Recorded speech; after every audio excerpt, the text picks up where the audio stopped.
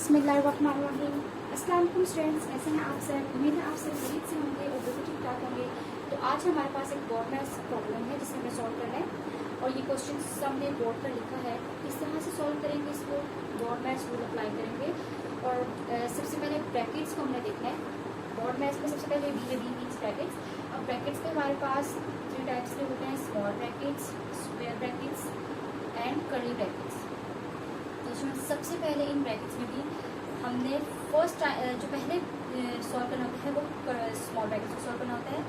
Secondly हमें solve करना होता है स्क्वायर ब्रैकेट्स में। लास्ट में जो हमें सॉल्व करना होता है वो कर्ली ब्रैकेट्स को सॉल्व करना है। तो अभी हमने क्या करना है, सबसे पहले जहाँ जहाँ स्मॉल ब्रैकेट्स हैं वहाँ सारा जो टर्म्स हैं प्रॉब्लम को सॉल्व करनी है और बाकी एज इट इज लिखना है। तो 3 कर्ली ब्रैकेट्स, इसके ब्रैकेट्स ओपन करके -6 + 20 होता है। ठीक है, यहाँ तक ये हो गया। अब प्लस -7 + 9 मतलब -7 को माइनस करना है, आ जाएगा 2। साइन प्लस का ही रहेगा क्योंकि जो बड़ा नंबर है उसका पॉजिटिव साइन है तो पॉजिटिव ही रहेगा। और ये वाला 2 एज इट इज लिख दिया -12, ये हो गया। अच्छा, अब 3, अब हमारे पास स्मॉल ब्रैकेट्स यहाँ पे नहीं है, कर्ली ब्रैकेट्स ही हैं। तो कर्ली ब्रैकेट्स को सॉल्व कर लेते हैं। 20 - 6, तो 6 में से 20 माइनस किए तो आ गया 14। ब्रैकेट्स लगाए ना लगाए एक ही बात है क्योंकि अब जो ऑपरेशन बन चुका है वो मल्टीप्लिकेशन का ही बन चुका है। तो अगर आप चाहें तो यहाँ पर मल्टीप्लिकेशन का साइन भी डाल सकते हैं सिंपली इस तरह से, और अगर चाहें तो सिर्फ कर्ली ब्रैकेट्स भी लगा सकते हैं। काम एक ही होगा, मल्टीप्लिकेशन ही होगी। ठीक है, इस प्लस का साइन जैसे कि यहाँ पर अब ब्रैकेट्स में लगाए ना लगाए करना मल्टीप्लाई ही है।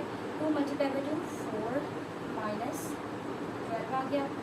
अच्छा, 3 × 14 + 4 -12। अपनी सारी इस तरह से लिखिए। अब 14 और 3, 4 × 12 23 और 3 + 4 42।